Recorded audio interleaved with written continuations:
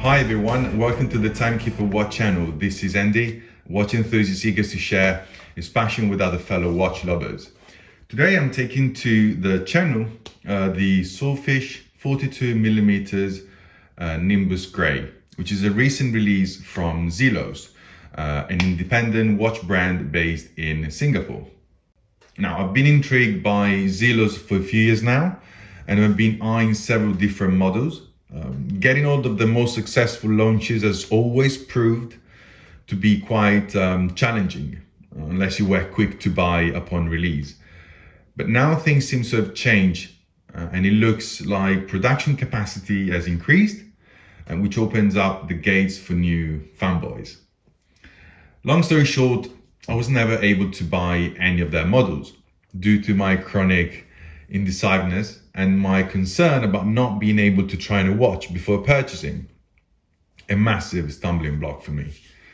Zelos has always offered a standard return policy. I think it was, or it still is, 14 days. And for the little interaction I had with them, I can say they've got a great customer service. When buying from Europe, there is always the issue of not being able to recoup the import taxes if shipping an item back to a seller outside the European Union. Luckily, there are now a couple of online retailers in Europe, Serious Watches and Watch Bandit. So after watching several watch reviews on YouTube, yes, I needed some further reassurance I was spending my money wisely. I finally decided to pull the trigger on one of the most recent releases at the time of this video, the Swordfish 42 Nimbus Grey. Zelos normally offers discounted launch prices for those who manage to buy the watch within the first week or two. I don't remember the exact duration, to be honest. And I felt that $299 US were a gamble worth taking. Although with import taxes, I ended up paying somewhere in the region of 350 euros, which is still very reasonable in my opinion. Now, in the context of watchmaking, Zelos can be classified as value for money, although it's a bit of a vague term and open to interpretation. But that is a topic for another video, I guess. The collection of the Swordfish, price-wise, can be considered the entry level for the brand. The Mako, the Nova, the Treasure, the Black Tip, to mention some off the top of my head, have been on a slightly higher end of the pricing scale, I guess due to the movement Myota or ETA. The movement, which is an NH35, we all kind of learn to quote unquote love, I say, because it's reliable, it's cheap, and in turn makes watches that case that movement and cheap. Well, cheaper. So the watch itself is really well made. In terms of some cold hard facts, lug to lug length is 48 millimeters, very reasonable 12 millimeters in thickness. The case is made of 316 stainless steel. The lug width is 22 millimeters, water resistance 200 meters, flat sapphire crystal with inner air coating, super luminova C3 or BGW9 depending on the model. Very strong, comparable to Seiko.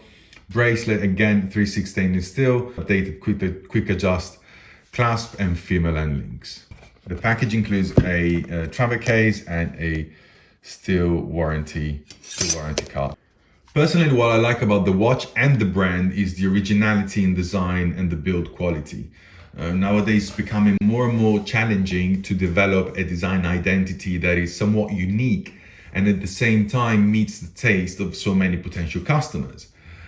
Now, there must be a reason why almost every brand has a version of the Submariner or an integrated bracelet. In my opinion, the Swordfish 42mm Nimbus Grey has a striking design without being too out there, well proportioned, although I think the 14mm was going to please a broader wrist audience, if you want to call it that way.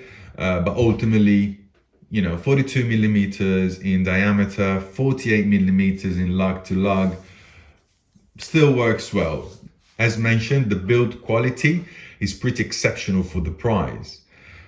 Comparable to watches priced at 3 or 4 times the asking price of this model, to give you an idea. If you look at the dial close enough, you see a sunburst effect that reflects the light, turns in a circle. That brings the dial to life, lending some elegance to it. I also enjoy the imperceptible engravings on the dial that somehow makes me feel as if I was in space. Don't ask me why. Right below the 12 o'clock, we see the applied logo that I am a big fan of. The case and the bracelet are mainly brushed with some polished accents to give a bit of a rugged look without, being too toolish. The bracelet in particular tapers on the wrist really well. It's very comfortable and extremely well made. And the same goes for the clasp that also benefits from micro adjustments. The case back is screwed in with an engraved swordfish. Fair enough. And there is also a quick release for the bracelet in case you wish to give it a fresh new look, say a rubber strap for the sun. Let's mention a few downsides. I would probably say that the watch is a bit on the heavy side. It's 185 grams with the braidless regulator for my 7-inch wrist. The clasp and the crown have some sharp edges. I can't quite think of anything else. Perhaps a Myota 9 series would have made for a nice sweeping second hand and even slimmer case, but then it wouldn't cost $300, I guess. What I can say, really happy with my choice, and I think I'm gonna keep this watch for a while. I hope you found this review interesting, or at least helpful. And if my first video reaches anyone out there, let me know what you think, or like and subscribe if you'd like to see more from me.